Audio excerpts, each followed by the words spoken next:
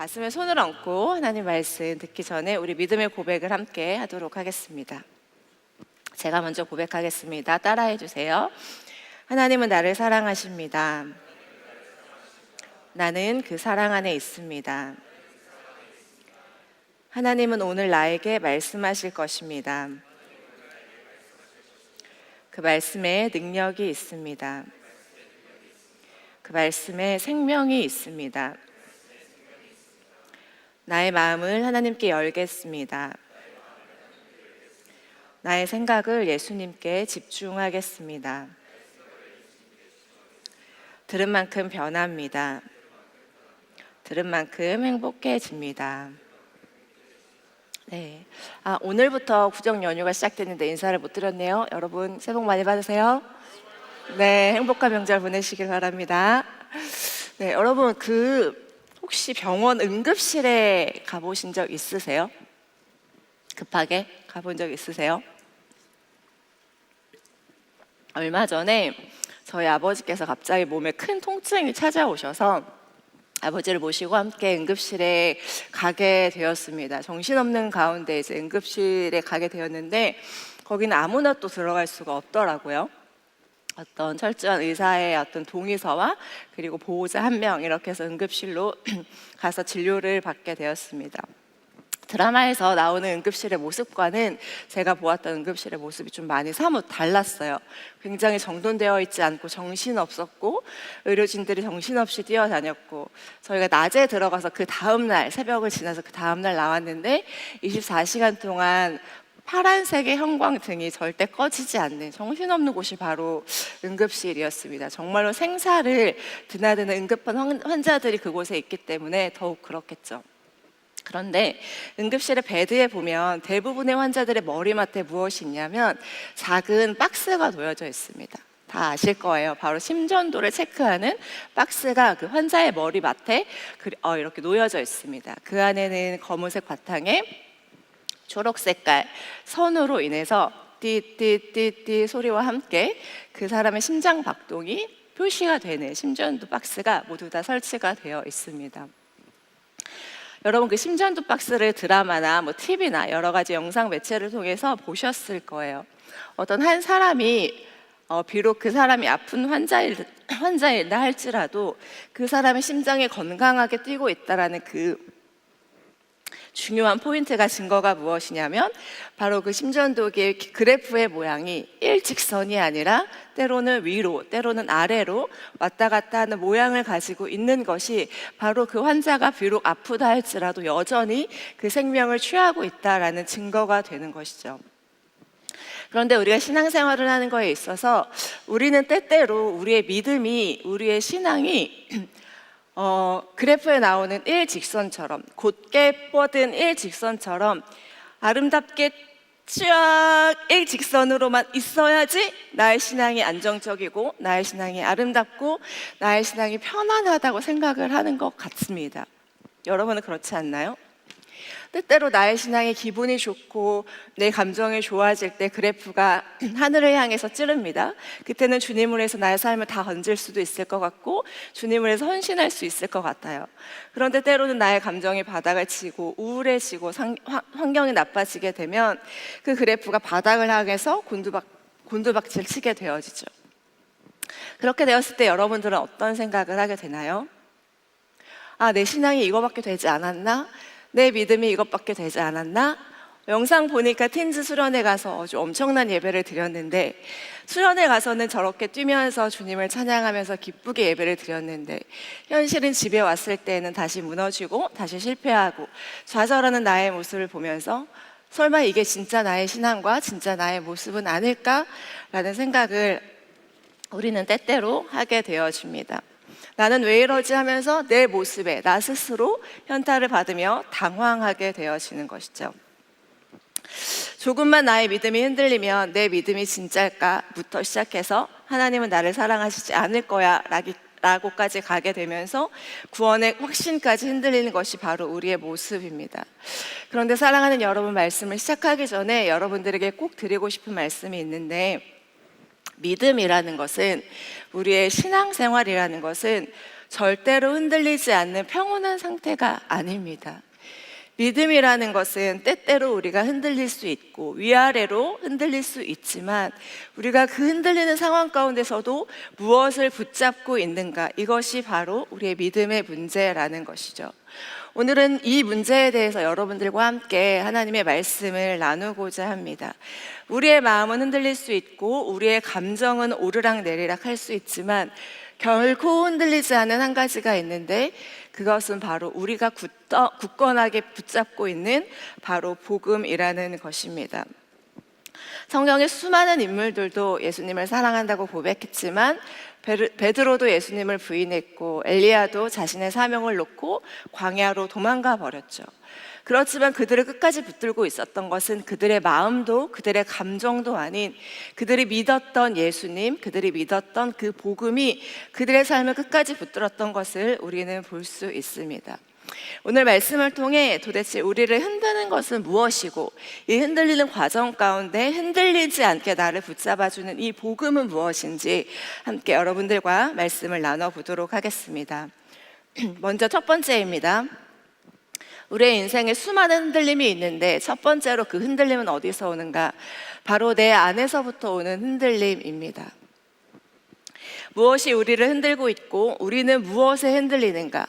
수많은 흔들림의 요소가 있을 수 있지만 가장 먼저 여러분들과 나누고 싶은 건 내 안에서 나의 목소리가 나의 삶을, 나의 모든 것을 흔들게 하고 있다라는 것을 여러분들과 나누고 싶습니다. 우리를 가장 쉽게 그리고 우리를 빈번하게 흔드는 것은 나의 어떤 환경과 외부적인 조건이 아니라 내 안에서 나로부터 시작하는 판단의 목소리, 내 안에서 들려오는 그 목소리로 인해서 우리의 마음은 흔들리게 된다라는 것이죠. 우리가 2월 달에 계속해서 살펴보고 있듯이 우리는 끊임없이 이 세상 속에서 너 자신을 증명하고 너 자신을 보여주어라 라는 세상 가운데서 살아가고 있습니다. 직장에서는 성과로 보여주어야 하고 학교에서는 성적으로 보여주어야 합니다. 그렇다면 교회에서는 어떨까요? 교회에서는 없을까요? 교회에서 역시 믿음으로 증명해야 하는 보이지 않는 압박이 우리를 지배하고 있습니다. 얼마나 기도했어? 성경은 얼마나 읽었어? 너 헌금은 얼마나 해? 봉사활동은 어떻게 하고 있어?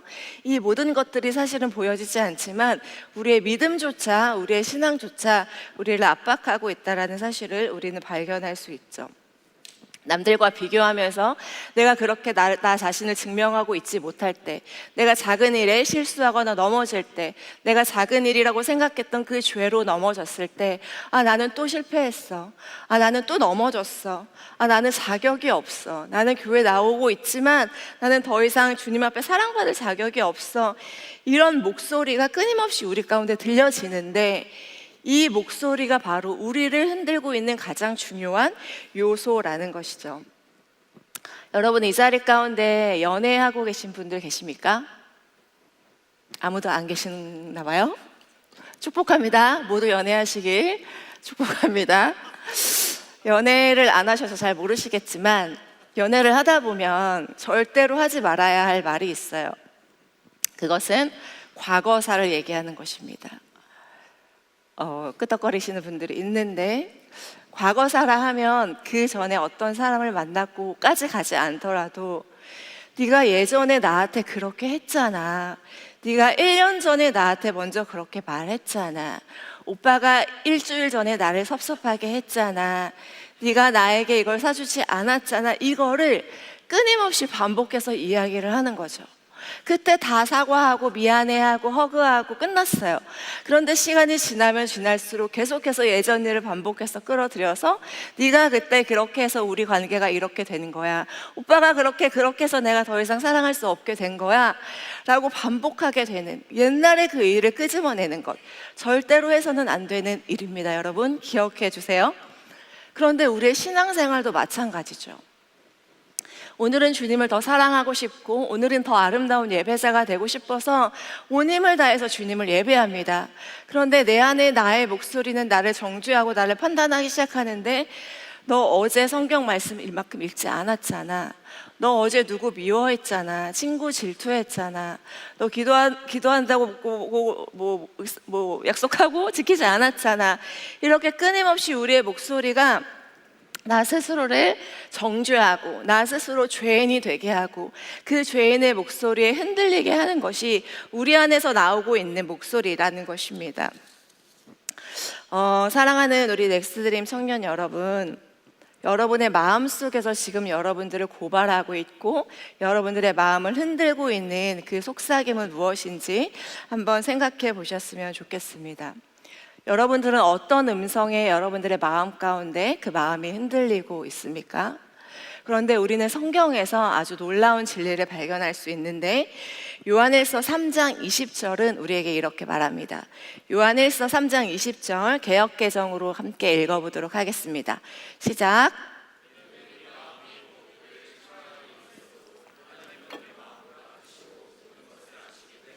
아멘.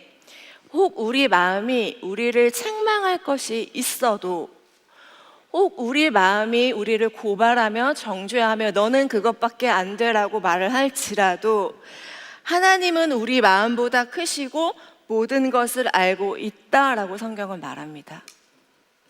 사랑하는 여러분, 믿을 수 없는 내 마음, 흔들리는 내 마음, 그래서 내 마음은 계속해서 나 자신을 정죄하고 책망한다 할지라도 하나님은 이 마음보다 더 크시고 하나님은 이 마음보다 더 많은 것을 알고 있다라고 성경은 이야기를 하고 있는 것이죠. 하나님께서 우리의 마음보다 더 크시고 우리의 마음을 더 잘 아셔서 행하셨던 일이 있습니다. 그것이 무엇이냐면 바로 십자가의 사건입니다. 우리의 연약함도 우리의 죄악도 우리의 부족함도 다 아시기 때문에 하나님은 십자가 사건을 계획하셨는데, 여러분 십자가 사건이 무엇이죠? 무슨 일이 일어났죠? 십자가에서 하나님의 하나밖에 없는 외아들 예수님이 달려 죽었습니다. 왜 달려 죽었죠? 아무 죄가 없으셨는데 그 예수님이 죄인이 되셨어요. 죄인이 되셔서 많은 사람들에게 너는 죄인이야 라는 손가락질을 받고 그 십자가에서 죽으셨습니다. 이것이 바로 십자가의 사건이에요. 그러니까 끊임없이 내 안에 있는 내 목소리는, 내 마음은 너는 교회 다니면서 그것밖에 안 되니, 너는 오늘도 죄를 짓고 너는 오늘도 실패했구나 라고 우리를 정죄하고 실패자로 낙인 찍히고 있는데, 그 모든 것을 아시는 하나님께서 어떤 사건을 마련해 주셨냐면 십자가 사건을 마련해 주신 거예요. 우리를 정죄하고 있는 그 모든 손가락질을 어디로 향하게 하셨냐면 십자가의 예수님을 향하게 하셨습니다. 그리고 그곳에서 모든 정죄를 끝내셨어요. 그곳에서 모든 손가락질을 끝내셨어요. 그래서 성경은 우리에게 무엇이라고 말하냐면 로마서 8장 1절 말씀입니다. 로마서 8장 1절 저와 여러분들이 같이 한번 읽어보도록 하겠습니다. 시작. 정죄를 받지 않습니다. 아멘. 그러므로 이제 그리스도 예수님 안에 있는 사람은 정죄를 받지 않습니다 라고 말합니다. 정죄를 받지 않는다라는 말은 괜찮아, 그럴 수 있어 라는 위로의 메시지가 아니라 법적인 용어예요. 더 이상 너는 정죄를 받지 않는다라는 것은 이미 하나님께서 하늘의 판정 가운데, 하나님 나라의 그 법정 가운데 판결을 내리신 사건이라는 것입니다. 그래서 너는 더 이상 정죄를 받을 수 있는 대상이 아니라고 말하는 거죠. 왜냐? 예수님이 다 받으셨으니까. 그런데도 끊임없이 내 마음속에 내 목소리는 뭐라고 얘기하냐면 그렇지 않아. 넌 여전히 실패자고 넌 여전히 주님께 사랑받을 수 없는 존재야 라고 이야기를 하고 있는 것이죠. 사랑하는 성도님들, 가장 먼저 우리를 흔드는 것은 외부의 어떤 환경과 요건이 아니라 내 자신, 내 안의 마음의 목소리가 우리를 흔들어 댑니다. 너는 안 돼, 너는 실패자야. 그럴 때 여러분들의 목소리에 귀를 기울이시는 것이 아니라 이미 십자가에서 판결을 끝내신 하나님의 법정 선언의 목소리에 귀를 기울이시길 주님의 이름으로 축복합니다. 이미 이 사건은 끝났습니다. 여러분은 정죄받지 않으셔도 돼요. 여러분은 더 이상 실패자가 아닙니다. 그럼에도 끊임없이 내 안에서 목소리가 들려온다. 어떻게 하면 좋을까요? 성경을 펼치셔야죠. 하나님의 말씀을 들으셔야죠. 그렇지 않다. 나는 이미 예수 그리스도 안에 있기 때문에 정죄함이 나에게 없다라고 선언하시는 아주 당당하고 멋진 우리 넥스트림 청년 여러분들이 되시길 주님의 이름으로 축복합니다. 두 번째로 살펴본 것은 이것입니다. 첫 번째로 우리가 우리 안에서 흔들림을 살펴보았다면, 두 번째로는 우리 밖에서의 외부에 인한 흔들림을 살펴보고자 합니다. 내 마음의 문제가 조금 정리가 된 것 같으면 이제 눈을 들어서 나의 외부와 나의 현실을 바라보게 되면 엄청난 폭풍우가 나의 삶을 흔드는 것을 우리는 볼 수 있습니다. 여러분들 배를 타보신 적 있으신가요? 뭐 큰 배던 작은 배던 뭐 유람선이던 통통배던 낚시배던 타보신 적 있으세요? 아마 많이들 있으실 거예요. 제가 베트남에 갔을 때 제가 타봤던 배 중에 가장 작은 배를 탔거든요. 이렇게 동그랗게 생겨가지고 2명이 들어갈 수 있는 배였어요. 무슨 코코넛으로 만든 바구니 배라고 하는데, 그 바구니 배를 탔습니다. 타면서 이제 아무렇지 않게 우습게 배를 탔죠. 이건 배가 아니야, 장난감 같아 하면서 그 배를 타고 이제 배에서 걸어 나오는데 제가 멀미에 시달리기 시작했습니다. 그러면서 약간의 자존심이 상했죠. 이건 배가 아니라고 생각했는데 이 배를 타고 내가 멀미에 걸리다니, 내가 멀미를 하다니, 약간의 자존심이 상했습니다. 여러분들, 배를 탈 때 우리가 멀미를 왜 하는지 아세요? 우리 과학자를 꿈꾸는 분들, 멀미가 왜 일어나게 되죠? 저 잘 몰라서 좀 찾아봤는데, 우리가 멀미를 하는 이유는 내가 배 안에 있으니까 내 몸은 계속 흔들리잖아요. 그래서 내 뇌는 계속해서 너는 흔들리고 있어, 너는 움직이고 있어 라고 인식을 줘요. 그런데 우리가 바라보는 눈은 무엇을 보냐면 고정되어 있는 사물을 보는 거예요.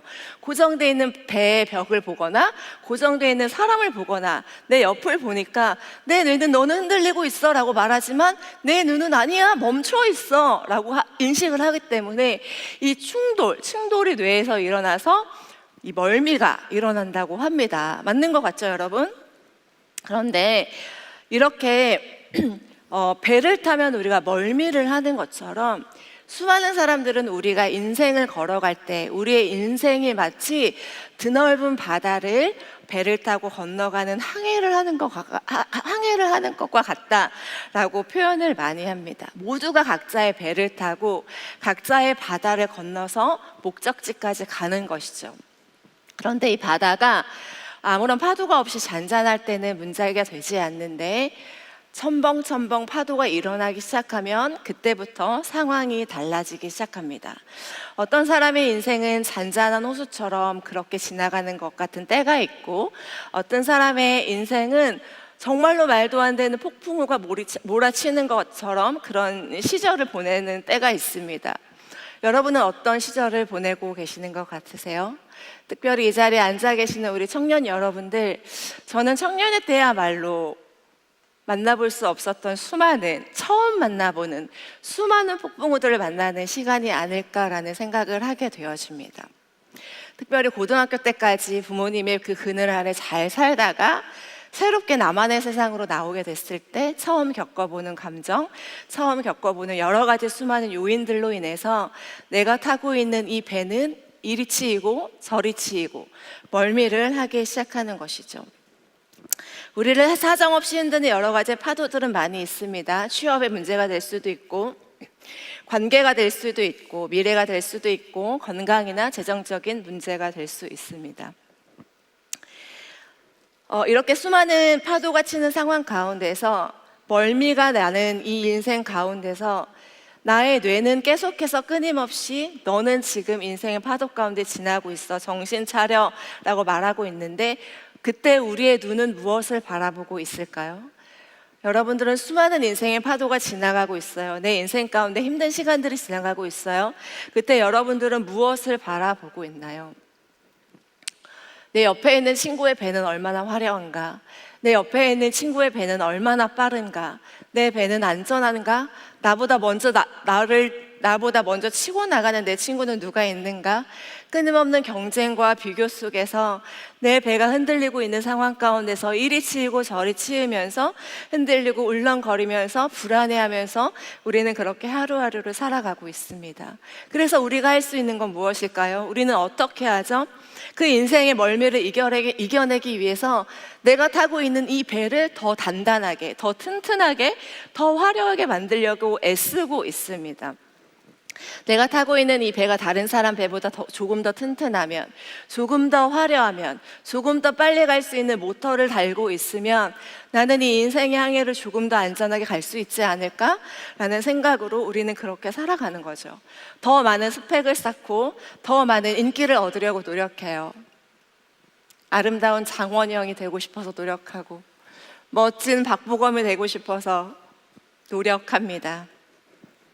더 안정적인 조건을 취하기 위해서 노력합니다. 그러면 나를 휘몰아치는 파도가 조금은 괜찮지 않을까라고 생각을 하게 되는 것이죠. 성경에 보면 우리와 같이 이 인생의 수많은 파도를 맞이한 사람들이 많이 있는데 사도 바울이라는 사람이 있습니다.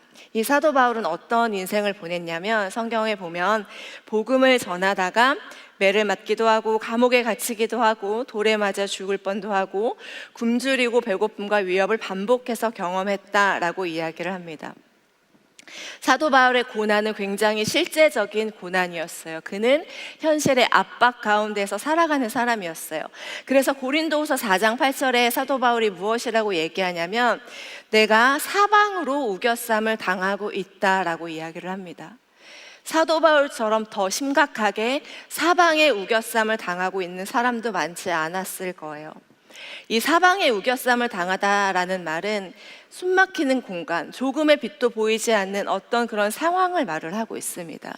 그 상황 가운데 있었던 사도 바울이 나는 지금 사방으로부터 우겨쌈을 당하고 있는데 나는 어떠한 상태인지에 대해서 이야기를 하고 있는데 고린도후서 4장 8절 말씀 저와 여러분들이 같이 읽어보도록 하겠습니다. 시작.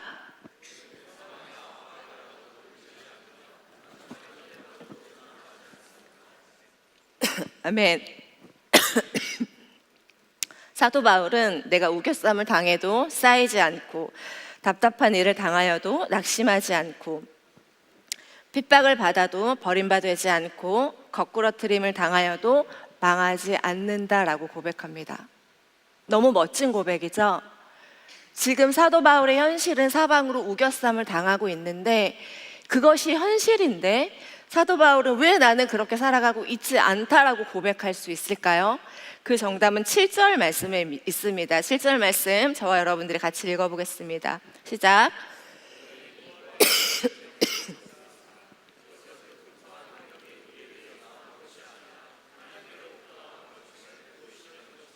아멘. 내가 이 보배를 질그릇에 담았다라고 이야기를 합니다. 사도 바울이 내가 사방에 우겨쌈을 당해도 넘어지거나 실패하거나 압박을 받지 않는 이유는 내가 더 강해지거나 내가 더 튼튼해지거나 나의 삶에 더 능력 있는 삶이 됐다고 말하는 것이 아니라 오히려 우리가 이 보배를 질그릇에 가졌다라고 말합니다. 그러니까 나는 내 인생은 마치 이 질그릇과 같다라고 이야기를 하는 거예요. 질그릇이 얼마나 단단하다고 해서 깨지지 않겠습니까? 질그릇은 흙으로 만든 그릇이에요. 그런데 사도 바울이 우리의 인생이 마치 이 질그릇 같다라고 이야기를 하는 것입니다. 그런데 이 질그릇에 무엇이 담겨 있느냐? 무엇이 담겨 있다고 이야기합니까? 무엇이 담겨 있대요? 보배가 담겨 있다고 이야기를 하고 있습니다. 우리는 질그릇처럼 연약한 인생이죠. 그래서 때로는 이리 치이고 저리 치이며 금이 갈 수도 있고 깨질 수도 있고 상처를 입을 수도 있습니다. 그런데 그것이 나 자체가 흔들리고 방황하고 깨지고 상처나는 질그릇 자체가 나의 능력이 되는 것이 아니라 이 질그릇 안에 담겨져 있는 이 보배, 예수 그리스도라는 이 보배가 내 삶 가운데 능력이 되기 때문에 사도 바울은 사방으로 우겨싸움을 당한다 할지라도 나는 넘어지지 않는다라고 고백을 하고 있는 것입니다. 이어서 사도 바울은 무엇이라고 이야기하고 있냐면 8절과 9절 말씀도 저와 여러분들이 읽어보도록 하겠습니다. 시작. 난 저한 일에 빠져도 절망하지 않습니다. 핍박을 당해도 버림을 받지 아니하고 매를 맞아 넘어져도 망하지 않습니다. 16, 17, 18절도 같이 읽어볼게요. 시작. 그러므로 우리는 낙심하지 않습니다. 우리의 겉사람은 점점 낡아지지만 우리의 속사람은 날마다 새로워지고 있습니다. 우리가 지금 겪고 있는 가벼운 환난은 장차 우리가 받게 될 영원하고 한량없이 큰 영광을 가져다 줍니다. 우리는 보이는 것들의 시선을 고정시키는 것이 아니라 보이지 않는 것들의 시선을 고정합니다. 이는 보이는 것은 한순간이지만 보이지 않는 것은 영원하기 때문입니다. 아멘. 여러분, 이 말씀이 누구에게 해당되는 말씀일까요? 모든 사람에게 해당되는 말씀일까요? 나의 인생은 질그릇과 같지만 이 질그릇 안에 보배이신 예수 그리스도를 모신 사람, 이 사람들에게 해당되는 말씀이 바로 이 말씀입니다.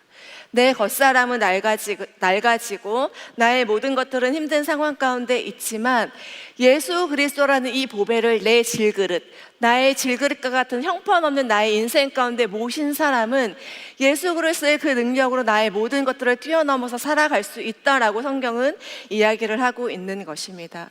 세상의 풍파가 많으면 많을수록, 바다의 파도가 많으면 많을수록 그 바다 위를 떠다니는 배의 모습은 어떻게 되겠어요? 점점점 상하고 낡아지고 볼품이 없어지겠죠.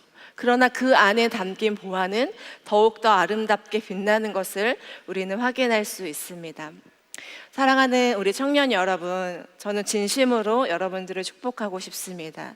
여러분들이 오늘을 살아가고 내일을 살아갈 때 이런 생각을 하셨으면 좋겠어요. 오늘을 살아갈 때 내가 작년보다, 내가 어제보다, 내가 일주일보다 내가 얼마나 더 좋은 조건을 갖추었는가, 내가 어제보다 얼마나 더 좋은 실력을 갖추었는가, 내가 작년보다 얼마나 더 아름다워졌는가, 내가 작년보다 얼마나 더 많은 살을 뺐는가, 이런 것에 여러분들의 마음이 흔들리지 않으셨으면 좋겠어요. 여러분들의 1년 후가 얼마나 더 좋은 스펙을 쌓고 얼마나 더 아름다워지고 더 멋져지는가에 여러분들의 아름다운 인생을 소모하지 마시길 주님의 이름으로 축복합니다. 사도 바울이 말한 것처럼 우리의 속사람이 얼마나 더 아름다워지는가에 우리는 목표를 가지고 살아야 합니다. 우리가 걸어가는 이 인생이라는 항해를 걸어갈 때 내가 타고 있는 배는 질그릇과 같아서 시간이 가면 갈수록 부패하게 되고 낡아질 수밖에 없어요. 그렇지만 그 안에 모셔있는, 그 안에 담겨있는 예수 그리스도는 더욱더 아름답게 빛날 것인데 우리의 속사람은 그 예수 그리스도로 인해서 날마다 더욱더 새로워져야 한다라고 성경은 이야기를 하고 있습니다. 여러분, 옆에 있는 우리 청년들 얼굴 한번 보시겠어요? 바라보시겠어요? 좀 빛나고 있나요? 반짝반짝 빛나고 있나요? 아니라고 이렇게 웃으시는 분들이 있는 것 같은데, 여러분, 정말로 아름답고 정말로 존귀하고 빛나는 인생이 바로 여러분들의 인생입니다. 정말 빛나시거든요. 제가 젊었을 때 많은 어른들이 저에게 말했어요. 화장하지 않아도 돼. 파마하지 않아도 돼. 너가 얼마나 예쁜지 알아? 저는 믿지 않았죠. 그런데 여러분, 정말 있는 그대로 너무 예쁘고 아름다우세요. 그러니까 우리의 겉모습을 지키기 위해서, 우리의 겉모습이 더 아름답고 화려해지기 위해서 애쓰지 말고 우리의 속사람에 얼마나 더 아름다워지는가, 내 안에 모신 예수 그리스도의 그 능력을 나는 얼마나 더 체험하고 있는가, 내 안에 계신 예수님과 함께 나는 얼마나 더 빛나고 있는가, 이것에 여러분들의 인생을 거는 아름다운 청년들이 되시길 주님의 이름으로 축복합니다. 우리 지난주에 조일장 목사님께서 내주셨던 숙제 모두 잘 하셨나요? 거울을 바라보며 넌 하나님의 자녀야, 너는 사랑받을 존재야, 기죽지 마, 뭐 이렇게 하라고 했다고 하더라고요. 여러분 다 하셨어요? 하셔야죠. 이 고백은 단순히 여러분들을 나 스스로를 위로하는 고백이 아니에요. 성경에 기록된 아름다운 복음의 선언입니다. 하나님께서 우리에게 말씀하시는 아름다운 선언이에요. 그렇기 때문에 끊임없이 내 안에 나의 목소리가 나를 흔들고 외부적인 환경이 나를 흔든다 할지라도 결코 흔들리지 않는 내 안에 단단한 그 무엇과도 바꿀 수 없는 예수 그리스도로 인해서 여러분들의 인생이 흔들리지 아니하며 여러분들의 속사람은 더욱더 단단해지고 여러분들의 속사람은 더욱더 새로워지시길 주님의 이름으로 축복합니다. 말씀을 마무리해 보도록 하겠습니다. 오늘 말씀은 로마서 8장 말씀으로 여러분들과 마무리하고 싶은데요. 로마서 8장은 사도 바울이 복음의 절정이라는 메시지로 쓴 복음서 중에 하나입니다. 33절에 이렇게 말합니다. 누가 능히 하나님께서 택하신 자들을 고발하리요. 34절에 누가 정죄하리요. 35절에 누가 우리를 그리스도의 사랑에서 끊으리요 라고 이야기합니다. 여러분, 누가 우리를 정죄하고 누가 우리를 그리스도의 사랑에서 끊을 수 있겠습니까? 누가 끊을 수 있겠어요, 여러분? 성경을 통해서 우리 읽어볼까요? 35절 말씀입니다. 우리 큰 목소리로 같이 읽어볼게요. 시작. 환난입니까? 아니면 어려움입니까? 핍박입니까? 그렇지 않으면 굶주림입니까? 위험입니까? 아니면 칼입니까? 사도 바울은 추상적으로 말하고 있지 않아요. 오늘을 살아가고 있는 2026년을 살아가고 있는 우리에게 동일하게 묻고 있습니다. 누가 여러분을 그리스도의 사랑에서 끊을 수 있습니까? 여러분의 마음입니까? 여러분이 스스로 생각하는 정죄감입니까? 세상이 주는 환난과 어려움입니까? 다른 사람과 끊임없이 비교하는 경쟁심과 비교의식입니까? 아니면 외모 지상과 물질 만능입니까?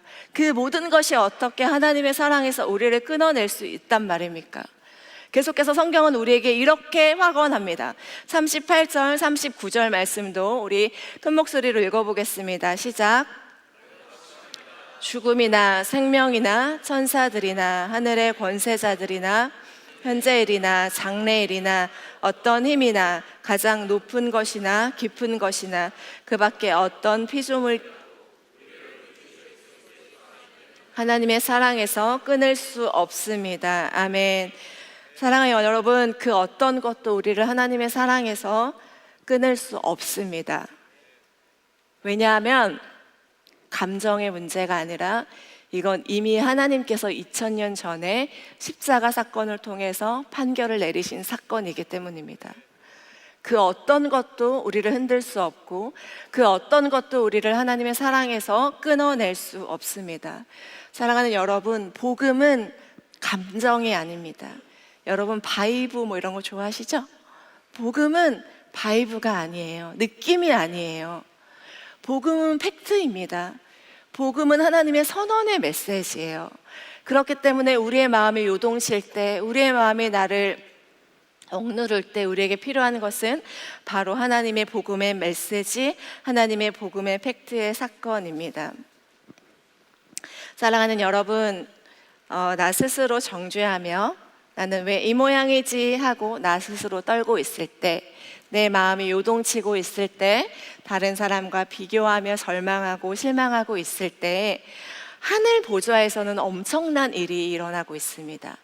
우리의 눈에 보여지지 않는 저 하나님 우편에서는 아주 엄청난 일이 벌어지고 있는데 그 일이 어떤 일인지 말씀을 통해 보도록 하겠습니다. 34절 말씀 같이 읽겠습니다. 시작.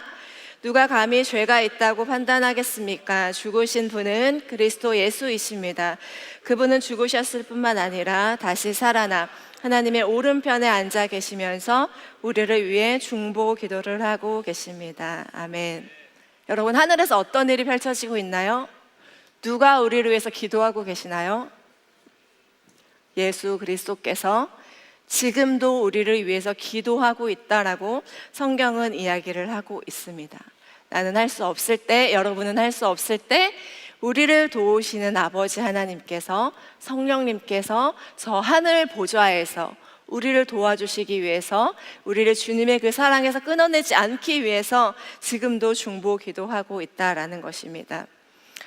로마서 8장 37, 38, 39절 말씀처럼 그 어떤 것도 우리를 하나님의 사랑에서 끊어낼 수 없는데 여기에는 어떤 것도 예외사항이 되지 않습니다.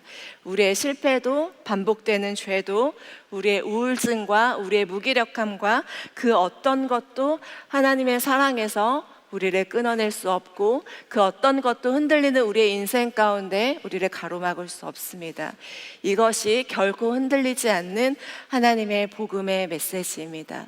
흔들리는 인생 가운데 결코 흔들리지 않는 하나님의 복음을 붙잡고 한 주간도 승리하시는 여러분들이 되시길 주님의 이름으로 축복합니다. 우리 다 같이 자리에서 한번 일어나 보시겠어요? 일어나셔서 로마서 8장 37, 38, 39절 자막으로 한번 띄워주시겠어요? 우리 기도하기 전에 우리 믿음으로 이 말씀을 선포하며 기도하며 나아갔으면 좋겠습니다. 여러분 자신을 향하여서 선포하시고 여러분들의 가정과 여러분들의 모든 상황을 향해서 선포하셨으면 좋겠어요. 가능하신 분들은 우리 한 손을 드시고 하나님의 말씀을 믿음으로 선포하며 기도의 자리로 나아가겠습니다. 같이 읽겠습니다. 시작. 그러나 우리는 우리를 사랑하신 하나님을 힘입어 이 모든 것을 이기고도 남습니다. 나는 확신합니다. 죽음이나 생명이나 천사들이나 하늘의 권세자들이나 현재일이나 장래일이나 어떤 힘이나 가장 높은 것이나 깊은 것이나 그 밖에 어떤 피조물이라도 우리를 우리 주 그리스도 예수 안에 있는 하나님의 사랑에서 끊을 수 없습니다. 아멘. 사랑하는 여러분, 이 한 시간에 우리 주님 앞에 기도하며 나아갑시다.